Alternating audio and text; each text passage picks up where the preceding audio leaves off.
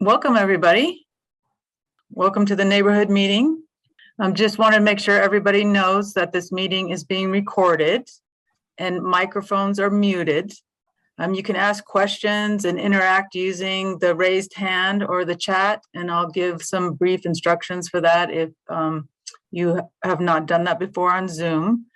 There is time at the end for questions and comments as well. And questions and answers will be included in the meeting summary. So every question, every comment is recorded and will be included. Next slide. For the record, could you please include your name, address, phone number, or email contact information in the chat box?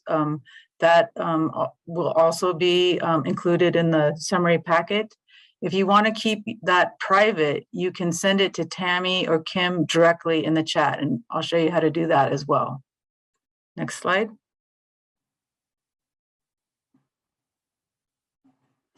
So you'll see in Zoom that there is a black menu bar that has a number of components on them. One of them says chat. You can see that's where the orange circle number 1 is. If you click on chat, the chat box will open. And if you look down at the bottom of the screen, the number 2, that is where you can type your message in. And right there, it says to everyone. That little arrow to the right of everyone, if you pull that down, you can see that you can send Kim or Tammy a private message as well. And if that's where you'd like to send your contact information, that'd be great as well. Next slide. To raise your hand, again, you go to the black menu bar. There's a button with a smiley face called reactions. You can click on that. On the bottom of that box is a sign that says raise hands, and we'll be monitoring both the chat and the raised hands throughout the meeting. Next slide. We're going to start with a quick poll. I'm turning it over to Kim. Good evening, everybody. So we're going to do a quick poll to see who's in the room. So if you could answer the first question, what best describes you? So you just go ahead and answer that. You just click on the line that you like, Kim? Okay. Yes, yeah, you just click on the line that you like. And so we got 22, 27. Just give a couple more people a chance to answer.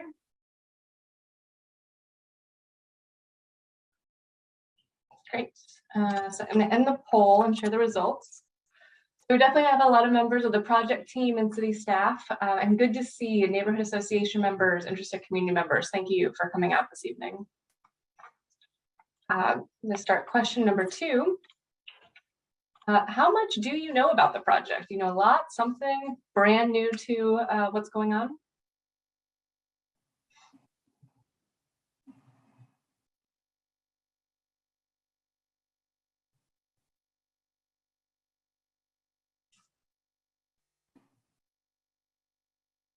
And the poll, share the results, and the folks who know a lot who know something. It's good to see you. You'll know more by the end of the night.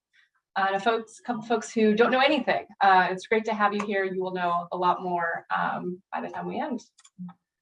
And last question. How did you hear about this meeting? What channel reached you?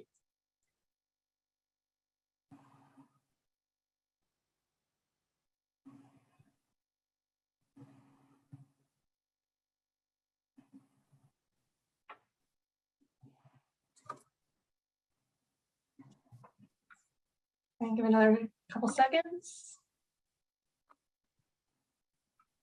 Okay, and the poll, share the results. A lot of folks got letters in the mail, email invitations. Glad to see folks are checking out the website, hello, and talking to neighbors and word of mouth. So great to have you all here. Glad you heard about this meeting. I'm going to turn it back over to Libby. All right, Sammy, next slide.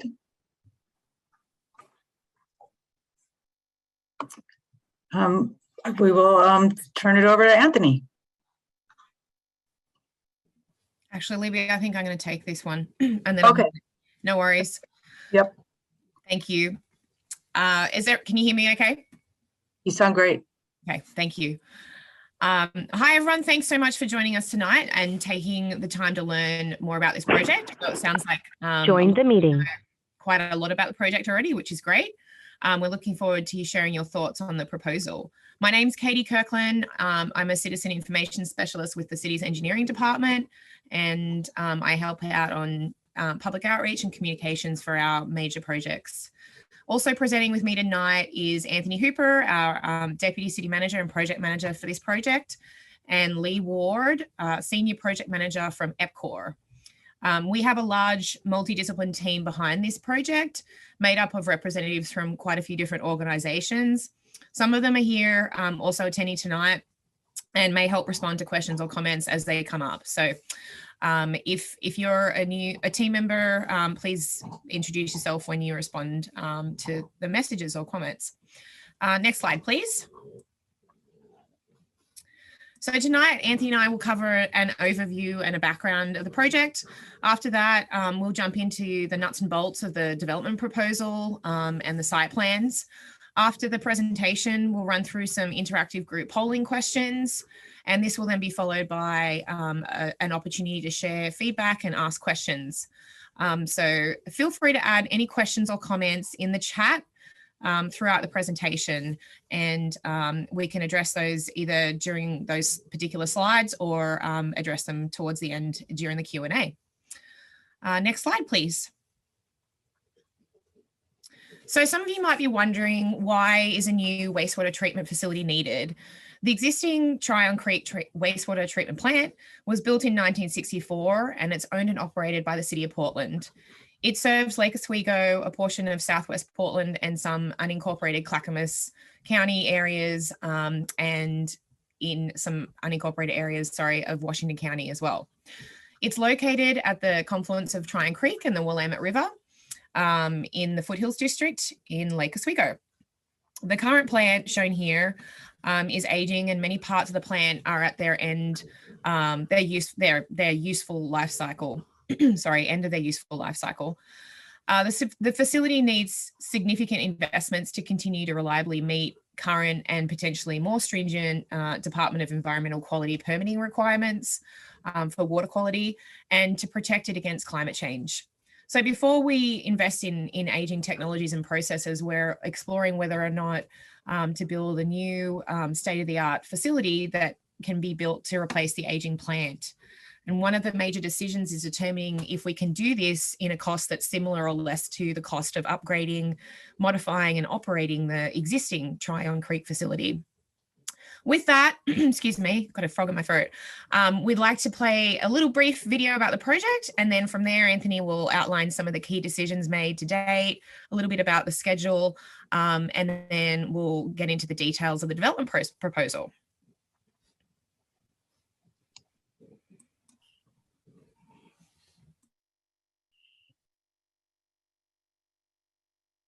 Sorry, just 1 second.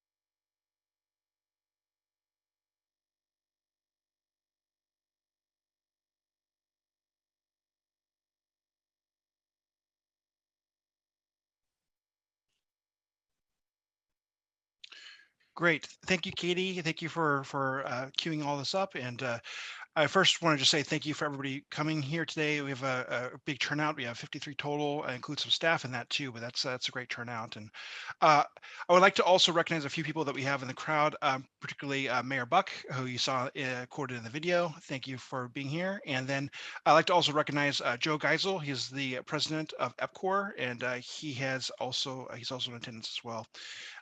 So thank you. And I, want to launch into the next slide is key decisions made.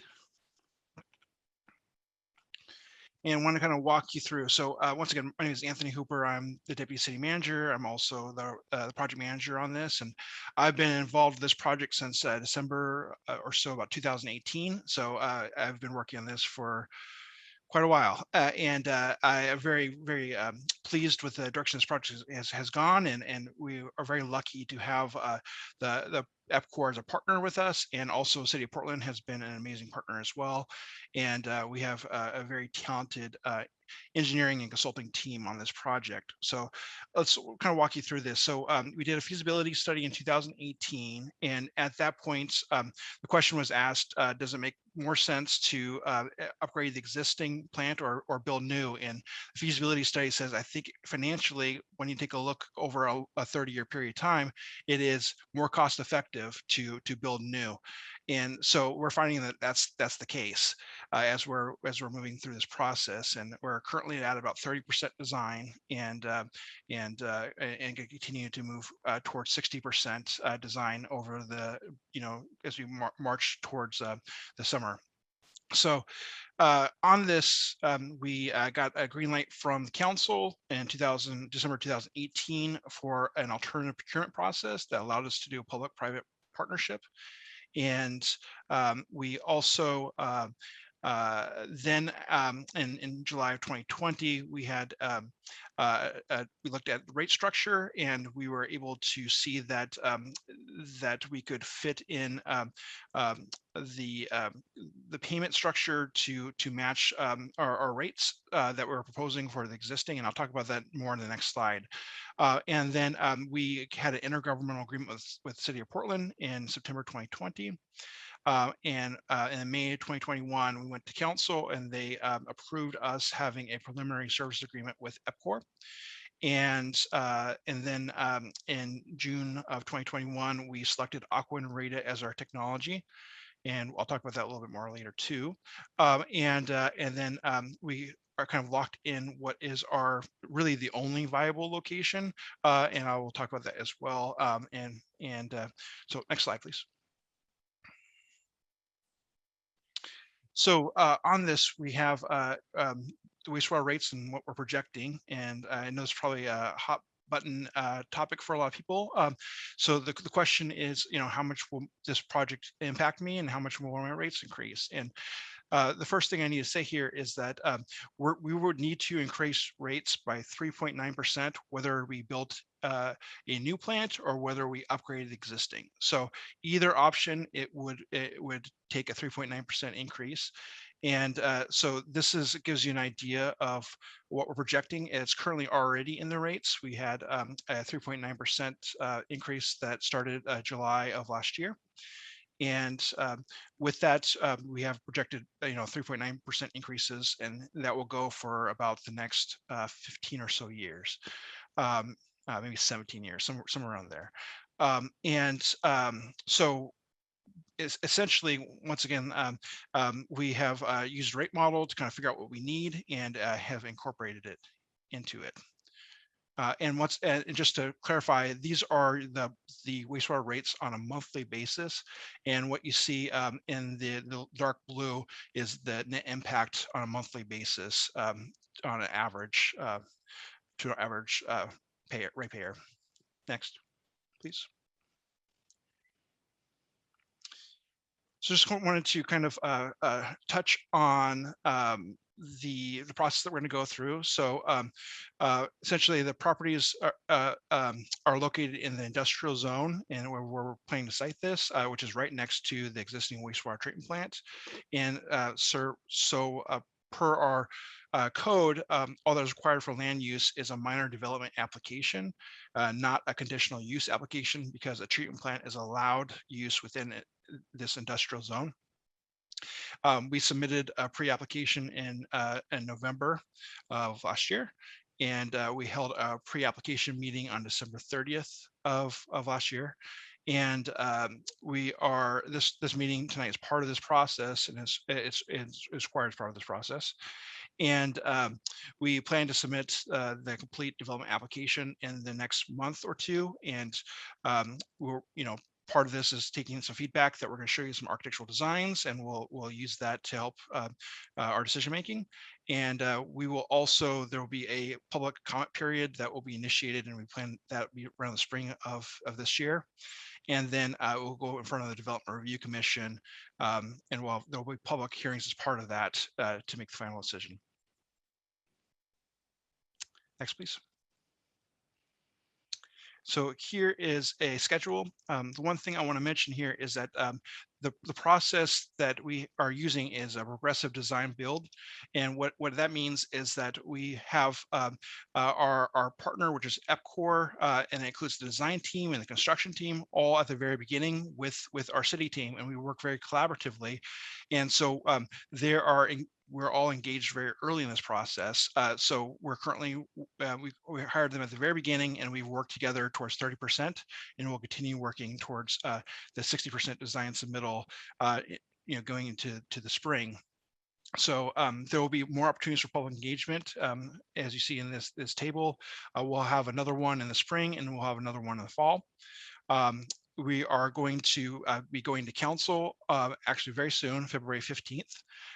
And there'll be even more information presented at the council.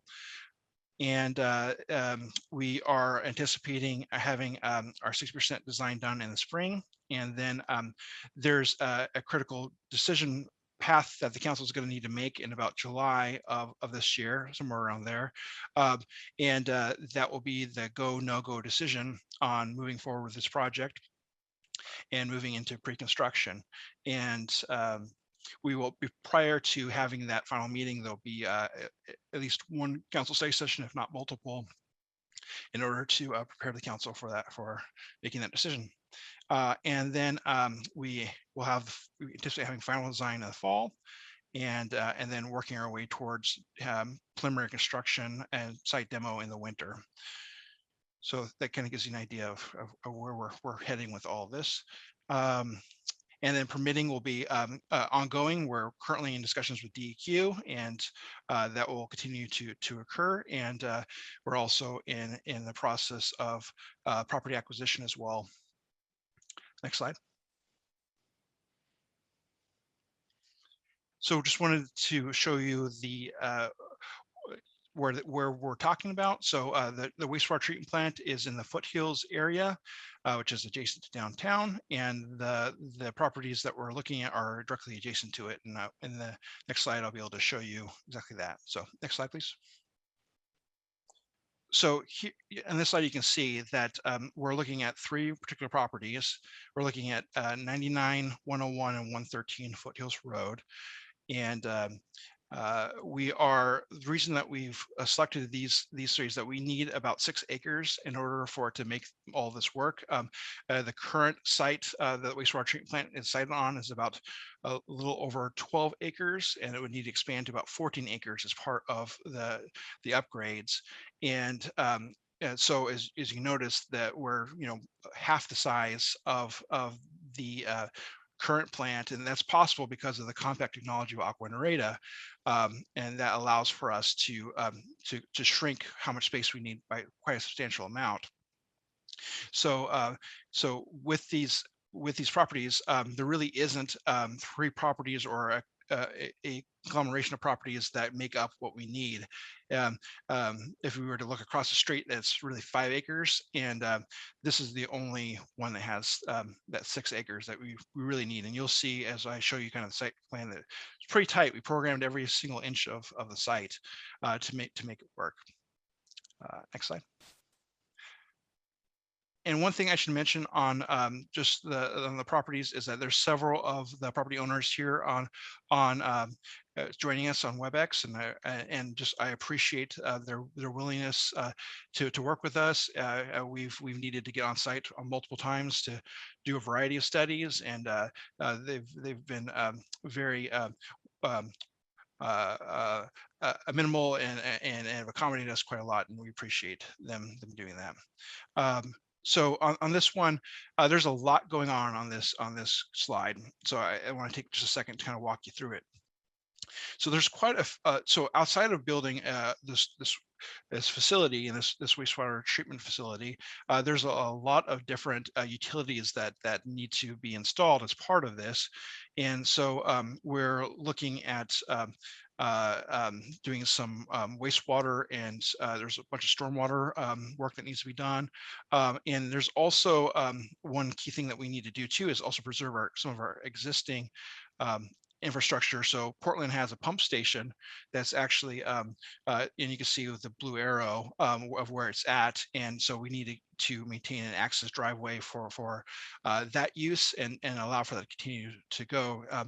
The pump station is critical to allowing us to have the sewage get to the plant. There's some existing lines that we need to work around too. So there's some new lines that we'll have to install, and there's also some existing lines there as well. So there's quite a lot, once again, of utility work that just outside of the parameters, just the site itself, that we have to also do. Next slide.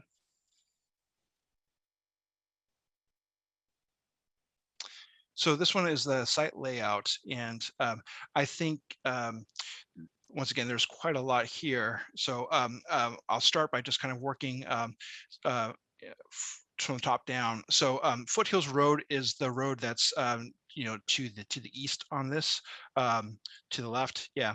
And so you have an administrative building that we have, and there's about 9 employees that will operate out of this building, and we have about 22 parking spots that are set up for those, and which meets what their code requirement is for parking.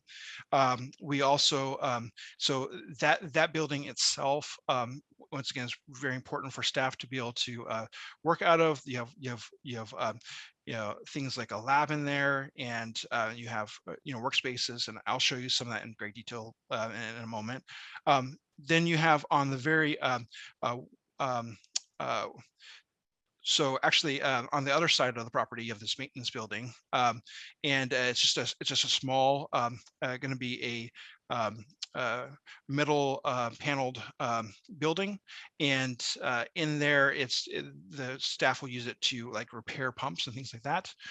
And then you have the whole facility itself. And once again, I mentioned that it was Aqua Nareda, and what that is that it's an innovative process that uses advanced biological treatment, and it features what's called aerobic granular biomass. Now I know I said a lot of words that but essentially what it does is it uses what is called a sequence batch reacting system in order to treat sewage, and it does it in a very efficient and energy efficient way, and also a very streamlined way. And this technology allows for us to process quite a lot very efficiently. So in here you have quite a lot of different things. You have a blower pump building, you have an electrical building, and then you have what this SPR is, a sequence batch reactors, what that stands for. And then you have what is the headworks building, which is what is used to remove grit and different materials. And then we have a filter UV building. So essentially what this does is it not only has secondary treatment capabilities, but it has tertiary treatment, which allows for us to have very high quality effluent going into the Willamette River. Next slide, please.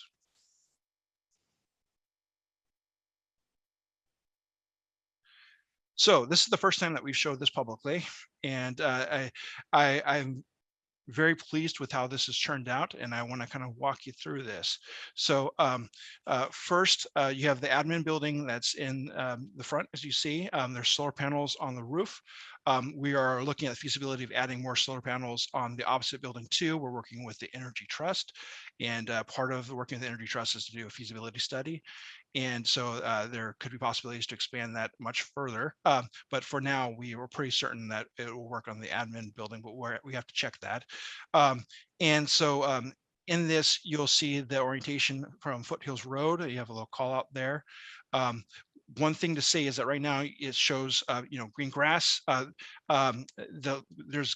We're gonna have a lot more detail that we're gonna have to work on as part of that. So the landscaping is to be determined. There's native ground cover and things like that that we're gonna incorporate into this. And there's quite a lot of different design features that we need to incorporate into the landscaping that we're currently in progress. Once again, we're at 30% design, and as we get closer to 60%, we'll have a lot more of that detail worked out. But we felt like it's necessary to show you what we have at this point.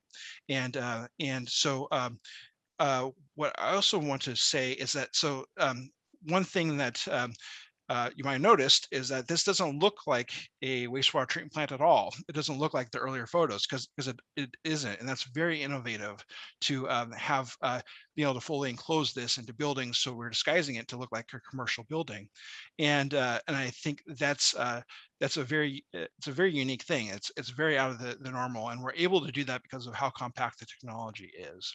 And once again, because we can enclose everything, we can control odor at it's such a higher level than what it's currently, and it's once again, I think it will blend in really well with the neighborhood. Boy, there's a lot more things for me to cover, but maybe what I'll do is let's go to the next slide, please.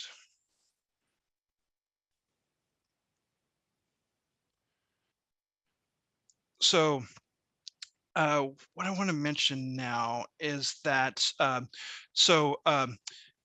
you can, once again, this is a really good comparison between what the existing plant looks like and what this new facility looks like. And as you can see, it looks very, very different from one another. And one thing that I think I want to kind of mention here, because this gives a pretty good view of it, and we'll see it a little bit closer up, is that there's a lot of design features of this administrative building that tie into the surrounding neighborhood that I think are really interesting and really thoughtful. And like to give Ralph Taryn credit for thinking of these. He's local. He's in a lot of projects in Lake Oswego, and he's really thought about how this fits in. So one example is that you have the stone columns that are kind of you can see to the side. Those are actually copying the design that's in Foothills Park of the Stafford columns that are there. In addition, you have so you have some middle paneling that on that screening that's on that corner on the right that ties in with Foundry. And then you have some of so there's several different designs here that are trying to and then also the shelter at Foothills. Some of the design here is really trying to emulate that as well. So which I think is a really a neat part of that building. Next slide, please. So here's another view of it. And once again, from an orientation standpoint, you get this is kind of off the, not quite Foothills, but kind of off the access road. That's to the west of the site, basically, pretty close to that. So let's go to the next slide, please. And here's once again just another view of this administrative building. Next slide. And then then once again, one other look, so we can get a kind of a full look of the whole building. And as you see, there's big windows, allow a lot of natural light. There's actually kind of a skylight at the top too that allows in even more additional light. And so it's a pretty neat design. Yeah, next. So again, we're trying to give you every angle that we possibly can, because we would love to get your feedback on whether or not what you think of this, and whether you we'd love to hear from you about that too. So next slide. Right here. So let's talk about materials. So as you can see, we have a lot of different types of materials. So we have like, for example, stone cladding, hardwood TNG, which and that stands for tongue and groove, which essentially means interlocking wood panels or planks, and then you have rustic metal panel, which is basically that one that I was telling you that kind of tied into the foundry, and then you have a bunch of different types of metal, fascia and flashing and things like that to help to break up the design a bit. Next. And so, as you can tell, I mean, so you have from on the elevation on the side, you can see that it's about 13 feet from the bottom to the top of that kind of middle cross section that you see going across it, and this is once again, it gives you another look at the different materials that we're using. Next. Okay, so here's the floor plan, and there's a lot of stuff here. So would it be possible to zoom in a little bit? Where exactly? Maybe on the left, and I can go from left to right from the entrance, which is, yep. Yep, so basically, you have the entrance that goes in the lobby, and then you have a conference room that's fairly well sized. We anticipate that since this technology that we're using is one of the first in the region, and it could be possibly one of the largest plants in the U.S., and we think we're going to get a lot of interest and wanting to see this plant, and also allowing the community also to take tours and see the plant, see it as well. I think that's going to be a nice use for us. Then you have, of course, a showers and bathroom and a locker room for staff. And then you have a small break room that they can use. One of the key features is also that there's in the upper top right hand corner is a lab, and that's critically important for doing testing. And since it's a biological process, it's really important for the staff to be able to monitor that. And then you have a few different IT room and electrical closets and things like that we need, and some minor storage as well, and then a few offices that are sprinkled around. It's pretty it's a pretty small building. It's about 6,300 square feet or so, something like that, but it's, once again, there's 9 staff, so I think it works for that use. Next, please.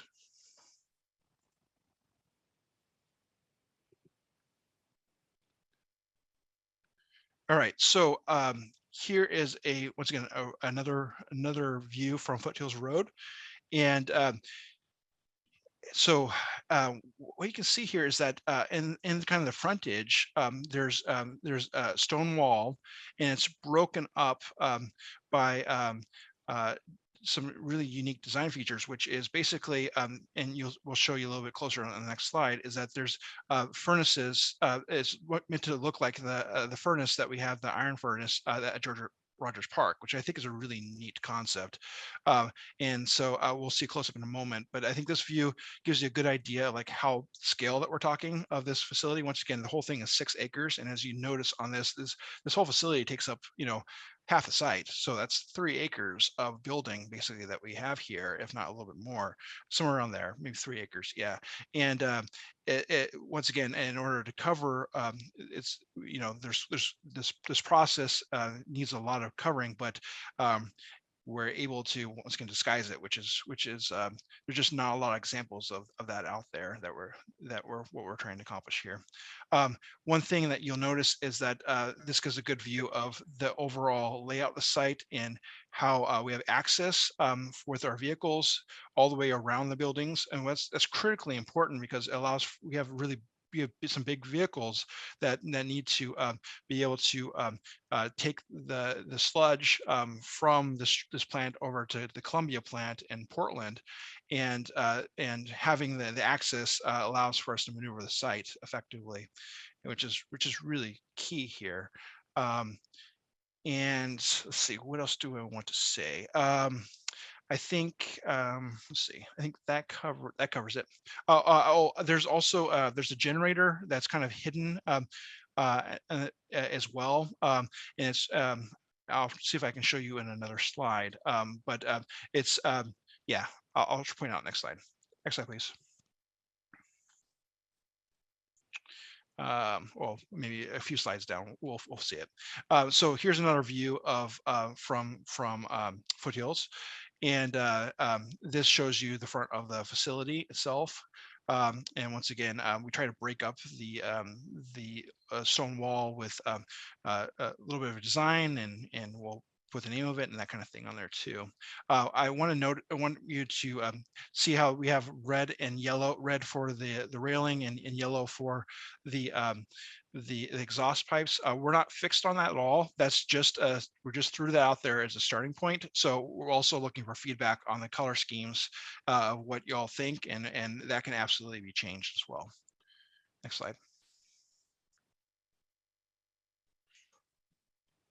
So here's what I was talking about with the furnace, the iron furnace, and then this facade of this wall, and once again, the design is meant to emulate that and meant to be a nod to our history in Lake Oswego, and I think that's a neat element.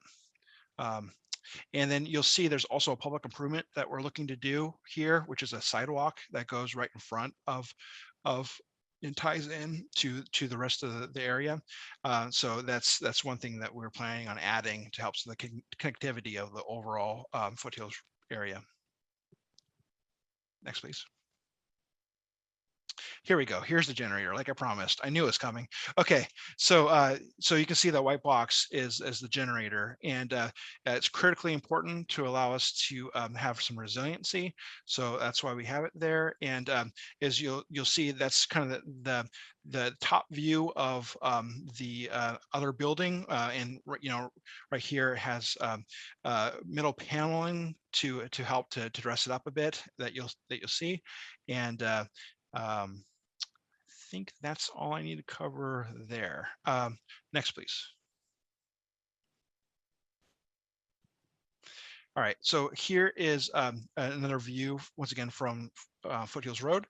And this can kind of give you the elevations of it. Would it be possible to zoom in on where the elevations are shown? Yeah. So you can see that. I mean, it's a large, it's a long frontage that covers a good portion of that property, and it's yeah, it's a very large building. All right, yeah, thank you. All right, next one, please. All right, and this one gives you a good idea of the height. So could you zoom in again on kind of maybe the left side of it? So as you can see, there's about 14 feet to that first cross section, and then another 6 feet to the top. So we're talking 20 feet total at the lowest elevation of it. I mean, it decreases as we go because the topography changes. But once again, fairly tall building as well, and it's necessary for us to have the processes that we need. But I wanted to make sure that we really showed that. Next, please.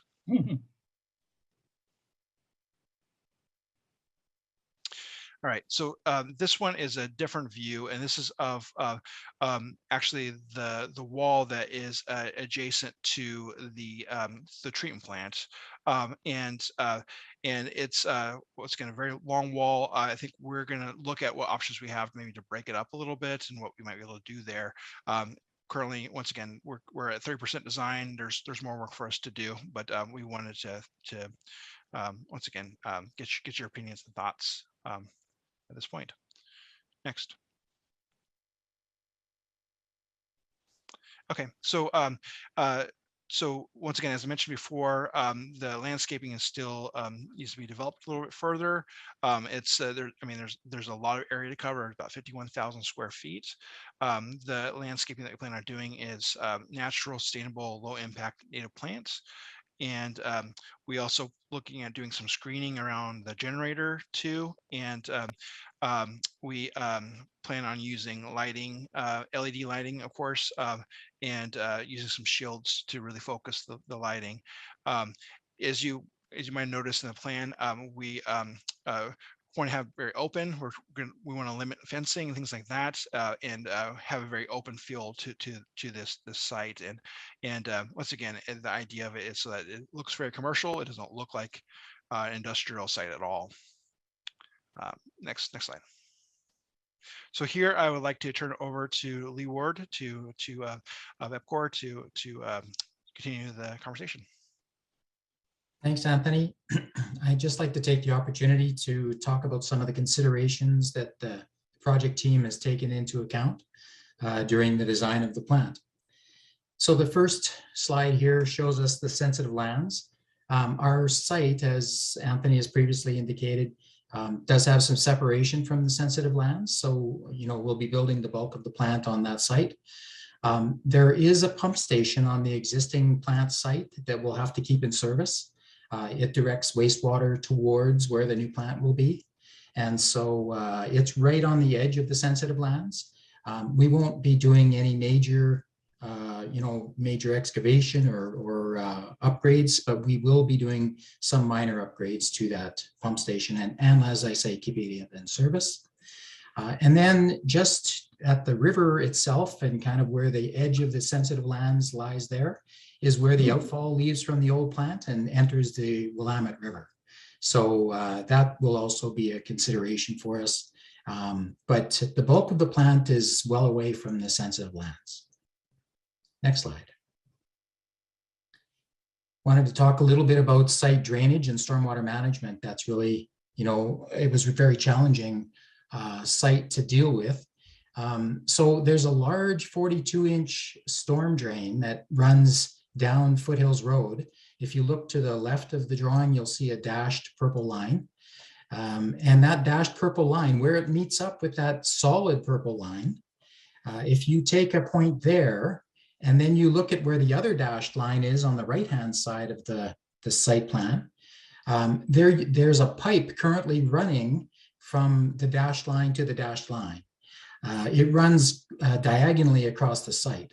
So we have to remove that line. We have to get it out of the way so that we can build our new structure. So the solid purple line is the new line that we're building to carry the water around the site. So there's, we won't be changing the point of discharge.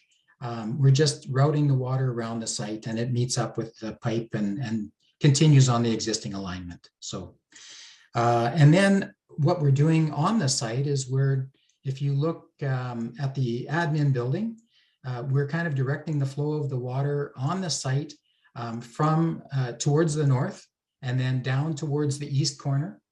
And we'll be running it around to, that's the red line that you see, that's the underground piping.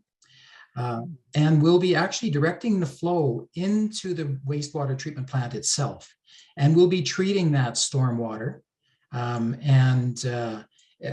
the treatment plant, and we'll be discharging it through the existing outfall into the river. So we're actually removing some load from the existing stormwater system and the existing stormwater outfall that ends up over at Tryon Creek. Next slide, please. This shows the famous 1996 flood. And obviously the entire area there is built on a floodplain.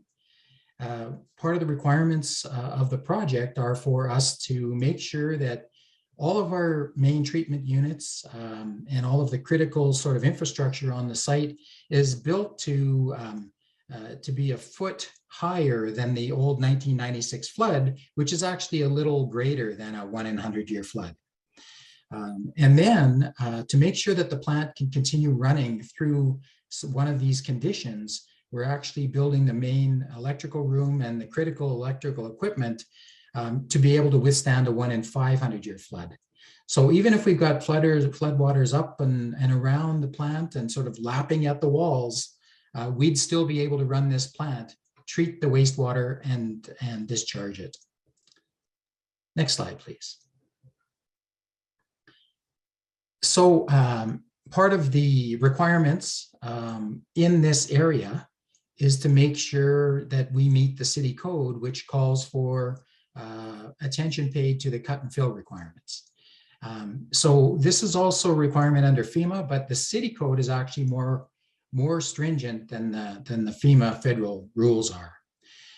And so what it really says is that, you have to balance the amount of cut and fill that you do if you work in this area, so as not to change the characteristics of the floodwaters and how they currently, or how they did, spread out through that area. So you can't raise your site at the expense of flooding out somebody else's site. Is basically what it's all about. And so we've had to take that into account. We've been working with FEMA on that, and we're currently requesting a conditional letter of map revision. We're going to make sure that they have a look at the design and that we're complying with the regulations, and that we're meeting all the requirements of the Endangered Species Act as well. So that's, you can see the diagram on the right shows the hydrodynamic modeling that's going on, just to make sure that we balance the cut and fill and we know exactly what the quantities are. Next slide, please. So you may notice from this this slide that it doesn't look exactly like the information you were sent in the mail-out packet. And that's because we've been progressing the work since that time.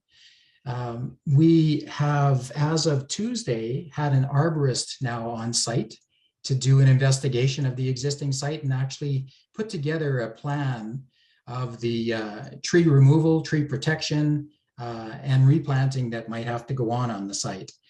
So we're waiting for those recommendations. But in the meantime, we know that there's about 50 trees on the site.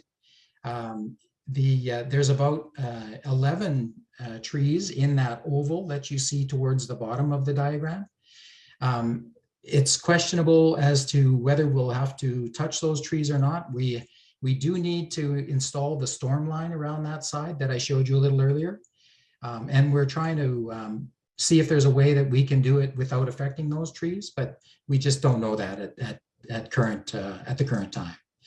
There are some native trees on the site. Most of them are actually planted landscape trees, but there are a few native trees, Douglas firs to be exact. And so what we're looking at doing, and you can see in the faint outline in the background, and you saw from the earlier pictures that Anthony showed you, the renderings, that the treatment plant takes up quite a main portion of the site. And so we're just unable to avoid those trees in the layout along this site. And so if we do have to take those trees out, and that's not finalized until we get the arborist report, but we will be replacing those on a 2-for-1 basis. The slide actually says 1-for-1, but it'll be a 2-for-1 basis. Most of the trees we're anticipating will be, so native conifers will be planted towards the northwest corner of the site. And so we're currently looking at that. We should have the report back to us next week, and we'll be able to refine the design based on that, on those recommendations. Next slide, please. As Anthony mentioned, the choice of technology has a lot of environmental benefits and sustainability features. Just before we get into that, we are going to take the normal steps. You know, LED lighting is pretty standard now. That's the way everybody's going for energy savings. Anthony pointed out the solar panels on the roof of the admin building and alluded to the fact that we're working with the Oregon Energy Trust to define whether or not we can put solar panels onto the roof of the process building. And so we'll be working through that in the next couple of months. We are looking at possible reuse of water, treated water on site for irrigation. The use of this technology, again, as Anthony mentioned, we're going down from a site of 12 to 14 acres to a 6-acre site, so a much smaller physical footprint. The environmental footprint is quite a bit less. The technology we're using is about 50% more energy efficient than the next highly ranked technology that we looked at as a possibility. So a much smaller carbon footprint is produced. And again, produce high quality effluent, which is being used on site for irrigation. And we expect will meet all the requirements of the new permit that will be issued to us. Next slide.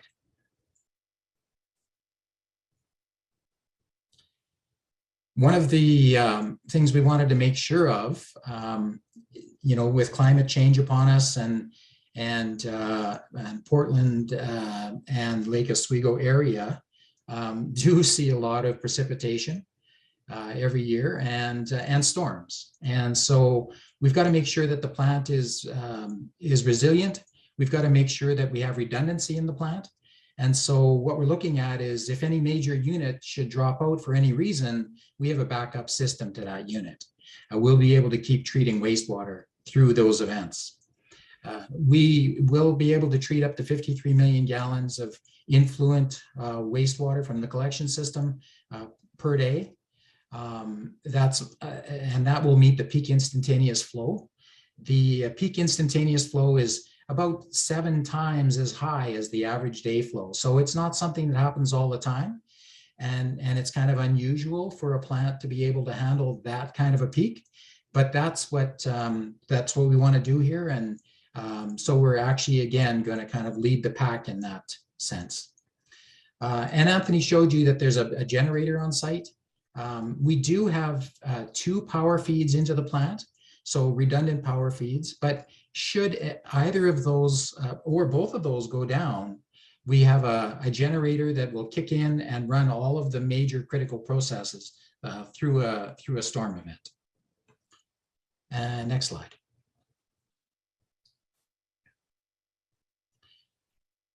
So again, we're all familiar that this is a pretty seismically active area. We are designing it to make sure that we can withstand earthquakes and meet those building code requirements specific to this area. Next slide. And that's it. I'll turn it back to our moderator. Evening. So just a couple of poll questions now that we've had our presentation. So as we move forward through the design, what information would be most interesting to you? And these are the categories that we presented on this evening.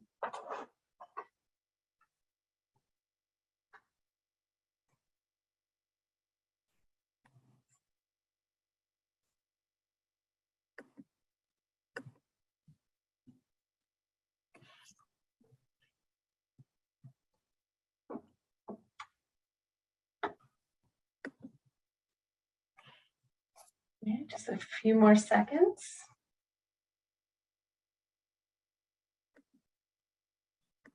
Okay, I'm going to go ahead and end the poll. Looks like folks are interested in a little bit of everything, but most interest is in the stormwater drainage and site development. Oh, let me share those results. Most interested in the stormwater drainage and site development. So very interesting. And then one last question. This is our only formal land use meeting, but we will be providing other opportunities to communicate with the project team. How would you like us to share information with you in the future?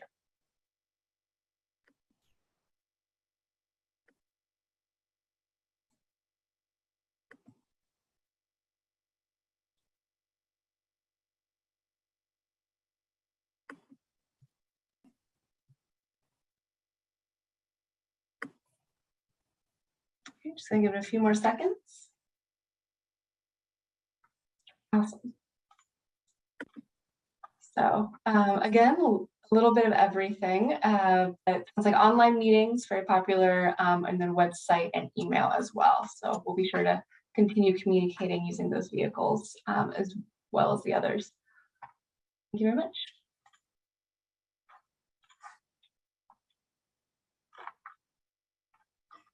And Libby, would you like to run the Q&A?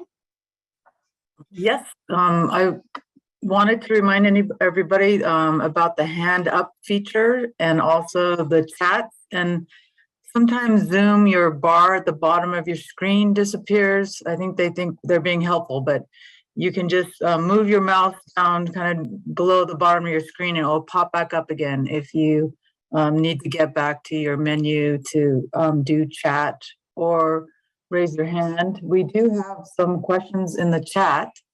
Kim, do you want to, I thought maybe we could start with Charles, if you just summarize, those look like a little summary of issues. Oh, you're muted, yeah.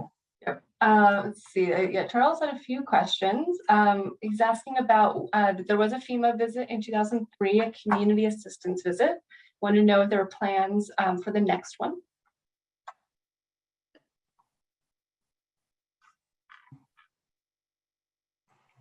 Lee, would you like to take that, or do we have anybody that could answer that? Sorry, Anthony. Sorry, I didn't quite get that. The whole thing, Kim. Yeah, so he was asking about a FEMA visit. He says the last visit was a community assistance visit in August 2003, and he wanted to know when or if there is going to be another one. I might ask Tim to. Tim, have we? Do we know when there's a FEMA visit scheduled, or is there one? No, not that I'm aware of. I mean, we've had initial contact with FEMA. But no, there, as far as I know, there's nothing officially scheduled for that. But we've just had the initial contact with them to discuss the project and give them sort of the outline of it. As we get a little bit more details, we definitely will start getting into some more conversations with them. Great. And he's got a couple other questions around floodplain issues, specifically, what is the amount of fill that will be below flood elevation? And the location of the site for offset cut due to fill below flood elevation. So the amount of fill below flood elevation will be about 24,000 cubic yards. And I didn't quite hear the second part of that question. I think it was related to offset, Lee, and there is some banked offset, I guess, from previous projects down at Foothills Park, I believe. I don't remember the exact number, but I want to say like it was 11 or 12,000. Yeah, I think that's the right number, Tim. Yeah, it was 10,000 plus 1,132. Yeah. Okay. Yeah. Give or take. No, that's what it was. Give or take. Let's see. Oh, we had another question that came in. I think you addressed this a little bit, but let's go back. Saying that the existing plant capacity is 8.3 MGD. So what is the design capacity for the new plant? And then who else uses SBR plants as big or larger than this one? And Tim, yeah, go ahead. Oh, sorry, there's two dams. Yeah, we can address that. So there, right now, the same technology, Aqua Narita, and an SBR plant is built in Ireland, and it's 159 million gallons per day.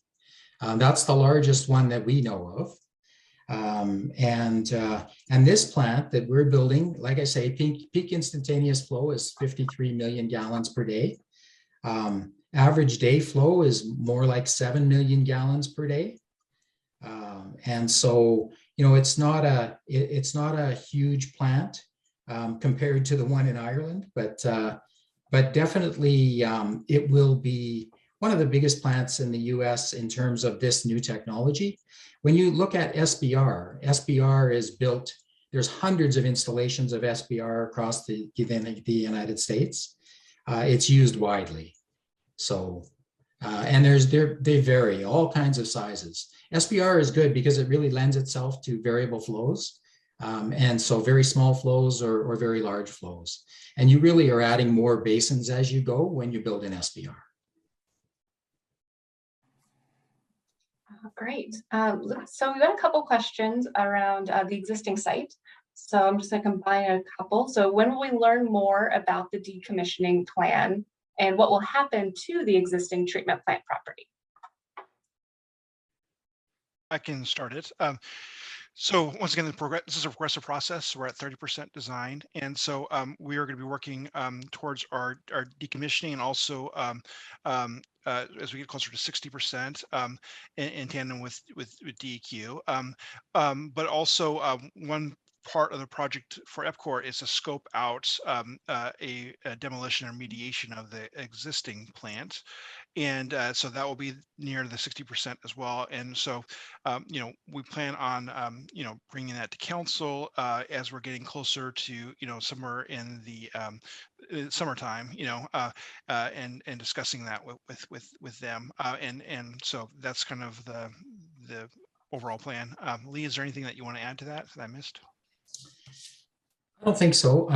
That's correct. We will be providing a demolition and remediation plan. It is in the current scope for us to include just the decommissioning of the plant in the overall scope that we're scoping out right now. And so we'll have to make sure that the plant is decommissioned and left in safe mode. And then it will be demolished and remediated sometime after that. And there's And go ahead, Anthony.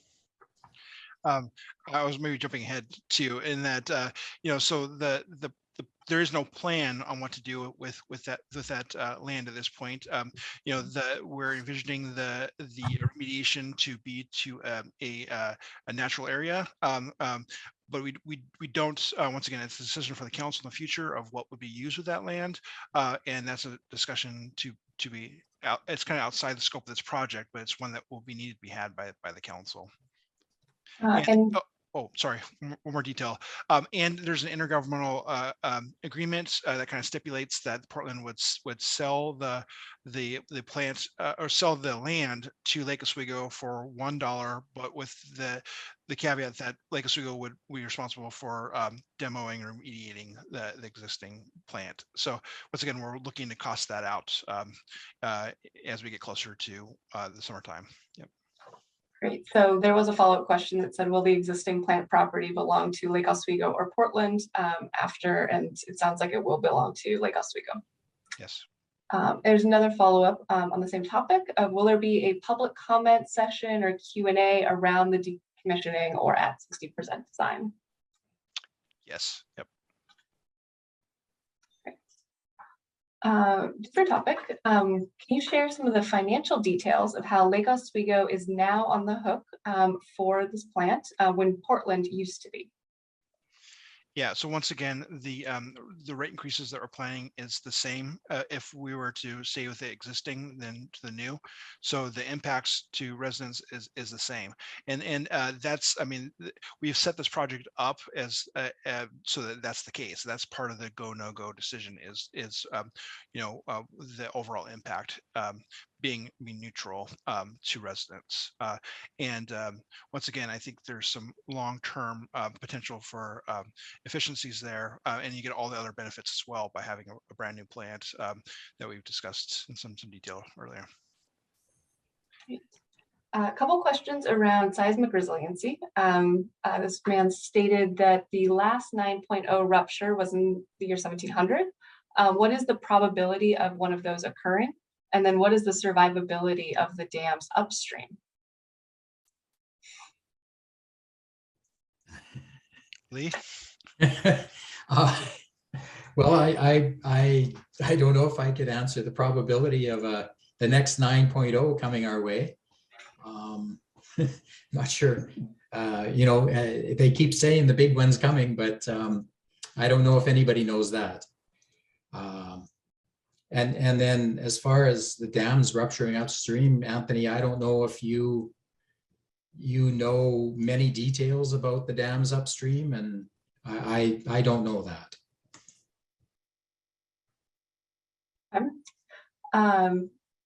So we have a question about why are you running your stormwater through your treatment plant when we are not supposed to do the same on our properties? Okay. Well, we're doing it to, we don't want to add to the load going to the stormwater discharge in Tryon Creek.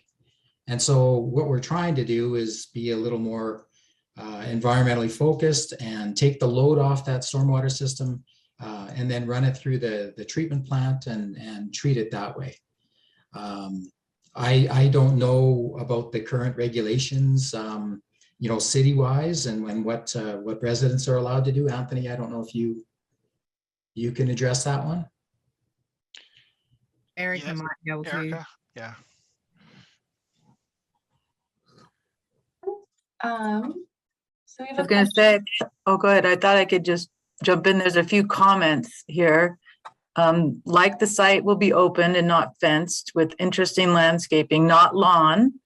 And also another comment, nice looking admin building and like solar, but mostly I care that it be built to last with minimal maintenance costs. And I think I saw another comment farther down here, good on sidewalk, stone walls and color scheme, good. Thank you. Good feedback. I think this is a good question for you, Lee, about Aqua Narita technology. Can you talk a little bit how old it is, how proven it is, and I know you mentioned where else it's used at the scale. Sure. Aqua Narita has actually been developed about 25 to 30 years ago in the Netherlands. It's widely used in Europe. Many plants exist. And as usual, our uptake in North America for different technologies is somewhat slow sometimes. However, Aqua Narita now, the largest plant in the US, has been built. It's in Wolf Creek, Alabama. And that plant has been up and running for about 2 to 3 years and is running well, is performing as expected. More recently, a plant has been built in Montana, in Kalispell, Montana, and in Idaho Springs, Colorado. There are about 7, 8 more plants that I know that are in some stage of design, but not built yet. So it's becoming more and more widely accepted in the United States.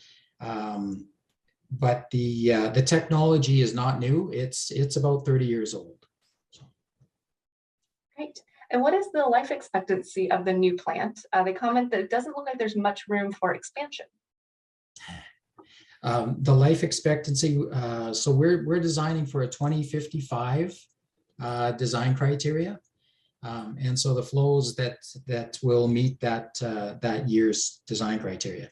Now, the other thing to remember about Lake Oswego is that, currently there just isn't a lot of room to expand.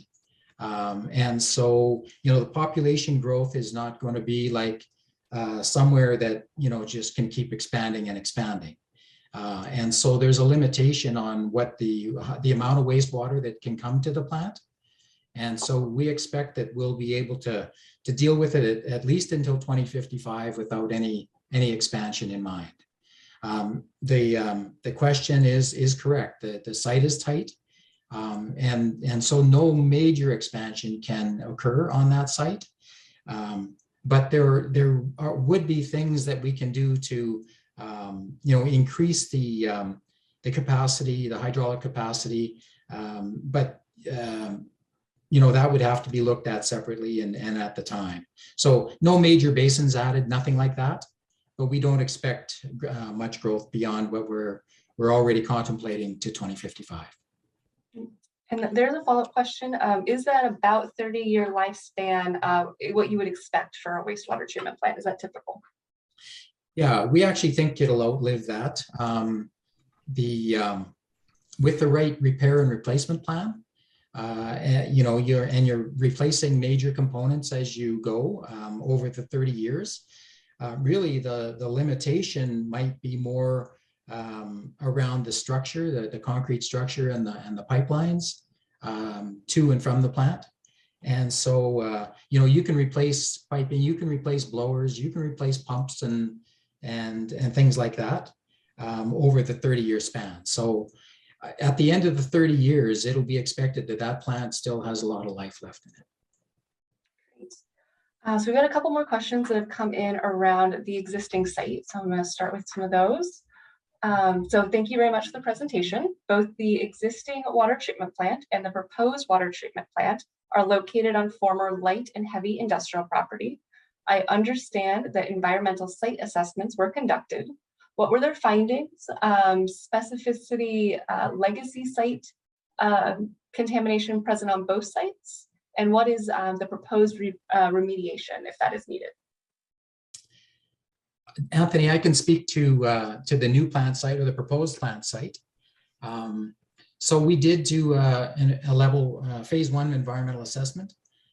We found that there was some contaminated soil on one corner of the site, but it's limited. It's not widespread throughout the site.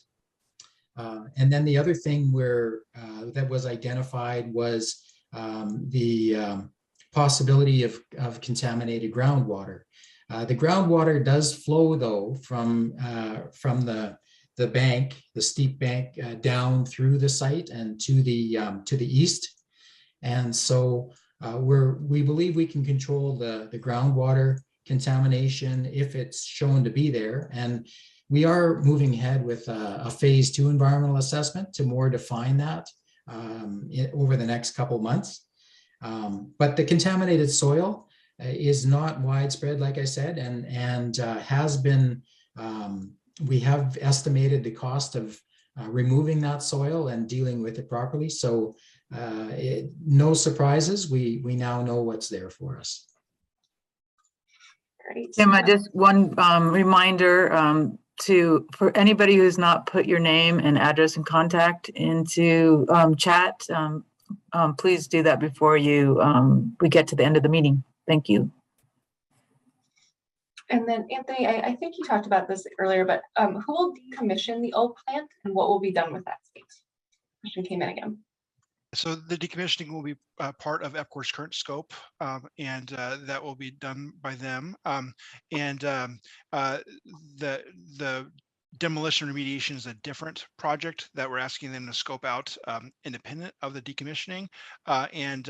Once again, we will have that as we get into summer, and we'll get the cost of that. We'll get the details of that. We'll get what all that will look like, and it'll be part of the council discussion is that piece. And then we'll decide whether or not we want to move forward with that through EPCOR or not. And that's the decision point. We had a couple of things that came in writing, and one of the question was around the streetcar. I'm just going to read it for you. I know that at this time, the streetcar to Portland is not in the cards, but at some time in the future, this could happen, and there should be additional R&W along the west side of the site to allow the streetcar to follow the approximate alignment that was proposed in the Foothills plan. Is that something that you've been considered? The short of it is that as far as foothills, but no, the streetcar is not in our current thinking at this point. It's not part of our development scope. However, one thing that we are being cognizant of is connectivity from north to south.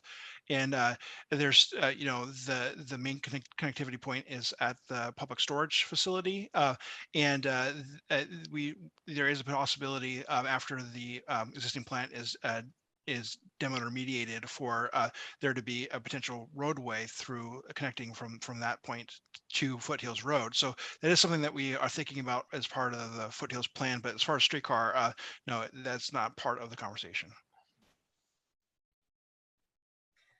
Thank you. Tammy, did you have other questions? Yeah, we had a question. I see that Lydia Lippman is on. She had a question she had submitted. Maybe she would like to ask it. That was Lydia. She submitted a letter from the Stamford Road HOA that was related to floodwater and flood fill. And there's a question here too. Could you clarify the fill situation? Yeah, and I think that was a follow-up to a longer question that came in earlier, which was for the fill that has not been banked by prior Foothills work, where do you anticipate that coming from? Are you considering the city/metro property by Tryon Cove? And have floodplain simulations been done with that area to see how that area would be affected? Tim, I don't know if you can address that one.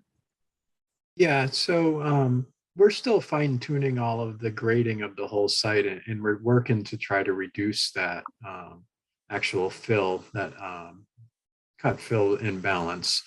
So until we do that, we haven't gotten into the point of where we're going to get that balance from as far as a location. But we are definitely working on trying to reduce that fill imbalance that we have currently. Thank you, Tim. This is a finance question. In a previous video, the Gresham plant and their pay for itself plan was touted.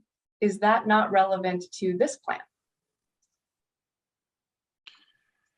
So I think you're referring to net zero is my guess. Once again, I think the Gresham plant was able to accomplish net zero through a variety of things, but a lot of it has to do with the fats, oils, greases recycling program that they have, including about 1.3 acres of solar panels. But really it comes down to them doing reuse and the fats, oils, and greases program, which is a very industrial thing. And the reason that they're able to get to net zero is that it starts off very inefficient, and through these upgrades, these very industrial, and once again, they're huge. It's a huge industrial thing. So as far as fitting in with the neighborhood, it just wouldn't. They're massive tanks, and it's a massive industrial type of deal. But they're able to generate enough through collecting, the fats, oils, greases from different restaurants in the region, but they're able to do that through once again, it's a very old technology, and it's very inefficient. And because of that, they can leverage, because of the size of the plant being quite substantially bigger than ours, because of the economies of scale, they're able to turn that into a business that is able to, once again, cause it to be on an operating basis for energy only and at zero, but it doesn't pay for itself. I mean, I think that's kind of a misunderstanding there, but the net zero part of it is, but it just isn't feasible given the technology we have is already very efficient, very compact, very small. I mean, if you talk about site differences between us and Gresham, you're talking about 22 acres versus our 6 acres. It's a very big difference, and it just isn't apples to apples. It just doesn't. Anybody, Lee, or anybody else have anything else to add there? No, I think that's right, Anthony. There's a lot of differences and a lot of drivers that are different for Lake Oswego than they were for Gresham. And like you say, they had a plant that existed. It was inefficient. They've been able to add things over time that have been able to offset things, at least energy-wise. So just electricity-wise, like you say. So yeah, there's some major differences here. Thank you. Another finance question. Will we now have to pay for solids processing by Portland? No. So once again, Jim, do you want to take that first? Then I can go from there. Yeah, Anthony. I'm Jim Brown, with the City of Portland Bureau of Environmental Services. So the current arrangement that Portland and Lake Oswego have is per a 1984 intergovernmental agreement that provides for the treatment of wastewater and for the treatment of solids at the Columbia Boulevard site. And currently in the billing that Lake Oswego receives from Portland, there's a component of that has to do with treating the solids on site. So with the Lake Oswego wastewater treatment facility, one of the things that we need to do is revise this wholesale agreement such that Portland becomes the customer and Lake Oswego is the service provider through their public part or their private partner. And we will retain that portion of the facilities and operations costs at Columbia Boulevard that essentially are cost shared through the IGA. So I guess the answer to the question is yes, both Portland and Lake Oswego will pay basically a prorated share for the treatment of solids that is done at the Columbia Boulevard site. And that is consistent with what's done now through the IGA. One item that's tangential to add to that is while there is no ability to add anything else to the existing site because it's totally programmed out, there could be the possibility of looking at after we demo remediate the existing site on whether we want to carve out a piece of that for biosolids or for expansion. I mean, that is a possibility that we can look at, and we are preserving that right within the way that we're thinking, and as part of our agreements with Portland that we're currently working on. Yeah. Great. Thank you, Anthony. We've had a couple questions and comments come up around temperature. So what is the temperature of the discharge treated effluent into the Willamette River at mile 20.2 or thereabouts? Temperature is critical, costly to achieve, especially in light of salmon kill events like in the summer of 2015. We had someone else follow up with Tryon Creek's confluence with the Willamette River provides cool water refuge habitat for migratory fish like salmon, and I'm interested in the response too. So you can talk a little bit about the temperature. Tim, I don't know if you want to take that one. So, I mean, the temperature coming out of the existing plant, we're not going to be any different than what's coming out of the existing plant. But that's part of the whole NPDES process. So we are applying for a NPDES permit, and that is going to be one of the criteria that ODEQ will be doing. And that's part of the mixing zone study that we will need to do to make sure that we meet all of ODEQ requirements as far as temperature rise and things like that. Thank you, Tim. We have a follow-up question to the earlier response on environmental site assessment. So the person has asked, an answer was given on the new plant, but what about the existing plant that Lake Oswego is going to buy for $1? And that question was about legacy site contamination and any proposed remediation.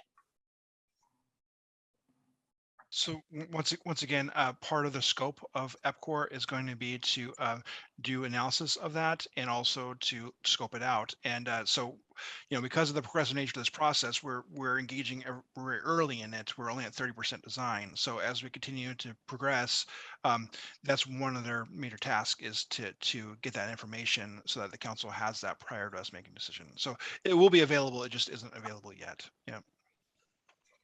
Thank you, Anthony. And a question around disinfection. What is the disinfection method prior to discharge? Yeah, I can answer that. So we're not going to be using chlorination as our disinfection method. We're going to be using ultraviolet light, widely accepted and more environmentally conscious than and eliminates safety issues concerned with chlorine disinfection. And we have a question that was emailed in earlier that relates a little bit to this about where will treated water from the new plant be injected into the Willamette? Sure. Yeah. So the new plant will have a discharge pipe that connects into the old outfall discharge pipe prior to the river. And so we'll be using the same outfall as exists today for the existing plant. Thank you, Lee. And we have a question also related to temperature. Are you able to use the temperature of the influent for space heating through heat exchange? Yeah, I can talk about that a little bit too. So when you talk about using, the influent or the temperature of the wastewater and extracting that heat through heat exchangers, typically that's not a really viable solution unless you have a really large plant. So if you had a plant that was, much larger than the one that we're going to be building here for the city of Lake Oswego, yeah, that's a very viable solution. It's questionable as to how much heat you would be able to extract from the wastewater, just on the flows that we're talking about. Remember, it's even though the plant is built to handle 53 million gallons per day, the peak instantaneous flow, most often we'll be getting 6 or 7 million gallons a day. And so the volumes just aren't there to warrant that technology. Thank you, Lee.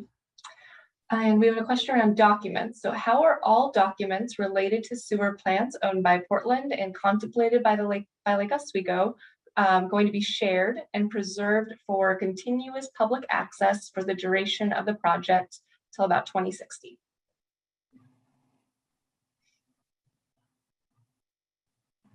I can give a general answer to that, which is once again, all the documents that are applicable to to all the sunshine laws and public request access will be available. I mean, we're currently developing a lot of things and they're just not developed yet. There's not a whole lot of documents that we're just holding back. They're just in development. And so yes, they will be available. They're just we're still making them. So, Ali, anything to add to that? Yeah. No, I think our intention is, as operators for the city of Lake Oswego, all of the reports and data generated from the plant will be the property of Lake Oswego, and will become part of the public record. Yeah, and one key thing, I don't know, just to make sure to really make this clear, is that the plants and the lands and it will be owned by the city of Lake Oswego. So we are leasing it to EPCOR for a period of 30 years, but it is all owned by the city of Lake Oswego with Portland as a partner to us. Thank you. We have a new question. Has the cost of using UV light been included in the current cost estimates? Yes, definitely. We have not only included the capital cost for the UV equipment itself, but we have anticipated the electrical cost associated with the UV equipment as well, and factored that over the 30-year life cycle. So yes, those costs have been included in current estimates. Thank you, Lee. Those are, as of now, all of the questions that have come through the chat. We do have another email that we received earlier that relates to some concerns related to access, that there ultimately needs to be a north access to Highway 43 for future foothills development. Realizes it's not the intention to construct at this time, but the site plan does not seem to allow for this. Anthony, you're on mute, Anthony. So I touched upon this a little bit earlier, which is with citing this plant, there is a possibility of preserving the northern access, since the public storage facility is not being impacted by this project. So that's still where that main north entrance is on the foothills plan, and it really is the only access that we have over the railroad that's preserved. So it's really what we have. And it's possible after the plant is demoed or mediated to connect that access to Foothills Road. So we've had preliminary conversations about this internally with city engineer and with the planning director, and I think there is a route there that's available to preserve that, but yeah, it is part of our thought process is whether or not we can keep connectivity, and we've talked about it. Okay, and you may have already answered this one too, but I just want to make sure there were several in emails received earlier and in the chat about who will decommission the old plant and what will be done with the site. And I think you've covered that, but for the record, Yeah, just want to make sure. yeah. So EPCOR will decommission the old site in tandem with working through DAQ, and then the old site we are asking them to scope out demoing and remediating it. So that's something that is a work product that we're going to have around the 60% design, which is we're anticipating that in somewhere in the summertime. We're looking somewhere around prior to July, somewhere adjacent to that, but like May, June, somewhere in there. At that point, we'll look at all the information before we make a decision on that, and including like the analysis for contamination. All those sorts of things will come into our decision making prior to moving forward with that. Okay, we have a question from Alexis. Yeah, hi. Pardon? Hi, thanks. This is a super specific observation on the building design for the admin building. I just learned actually in a presentation a week or so ago from the Backyard Habitat Certification Program that bird collisions with windows are more likely to happen on corner windows, like where two windows meet and the birds think they can kind of fly straight through. And so I just wanted to call that out here and offer to share a resource that I learned. There's a study that the Bureau of Environmental Services did with Portland Audubon on a film to retrofit a building that like looks mostly invisible to the human eye, but that birds can see, to reduce that collision cost. So I just wanted to kind of raise that recent learning to your guys' attention and offer to send in the presentation on that study that they did for the bird strikes, because I appreciated seeing that you guys are looking at native plants and stuff like that, which will support the local ecosystem and hopefully promote, bird activity in the area too. So whatever we can do to reduce the strikes, that would be great. It reduced them really significantly. Thank you. Yes, please. I really appreciate that feedback, and I would love to see the study. My email address is aHooper@lakeoswego.city. Oh. And also, if you just Googled me, it'll pop up too. But yeah, Sounds great. please, that would be wonderful. I appreciate that a lot. Thank you. Thank you. Alexis, Thank you all. You can also send it to our wastewater treatment project email. I'll put that in the chat for you. Okay. Copy that. Thank you guys. Thank Kim, you. did any more questions come in? We got a new one. right. Are any pump stations that feed the current plant changing ownership in this process? No, I think that's the answer. Lee, anything else to add to that? Yeah. Well, there is the the current pump station on the treatment plant site that will have to keep in service. Does it change from ownership of Portland to ownership of Lake Oswego, Anthony? Oh no, that stays property of Portland. Yeah. Okay, no ownership change. Yep, that was a good question. I want to say really great questions from everybody tonight. I think we can, if there aren't any other questions, we can pull up the last slide that has the contact information. And is there an opportunity, if anybody has any other comments that they want to make now, please, feel free to speak up and raise your hand. We'd love to hear what you have to think. Especially about the architecture too. If not, that's okay too. Oh, just We a have thanks one- from, yeah, go ahead, Kim. Sorry, I go. was just saying, I think we're saying the same thing. There's just some thank yous coming in through the chat, looks like. Yeah. Great.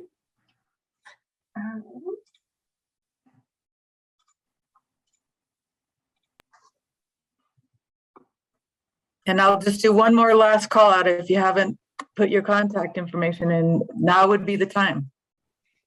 And Anthony, would you like to say anything for closing? Yeah, just thank you everybody for taking the time out of your night to be here. I thought the questions were really thoughtful and comprehensive, and once again we have just have very engaged intelligent citizens that just really appreciate all of your thoughtfulness here. And there will be more opportunities in the future for discussion on this. So this isn't it, but I really do appreciate once again the turnout that we had tonight. And if you have anything else, please feel free to email what you see on the screen, and we'll get back to you on that. And anybody that submitted something to us, it's part of the record, so appreciate that. And it'll be part of this. Is everything that happened tonight is part of this land use process and will be taken into consideration. So once again, thank you very much.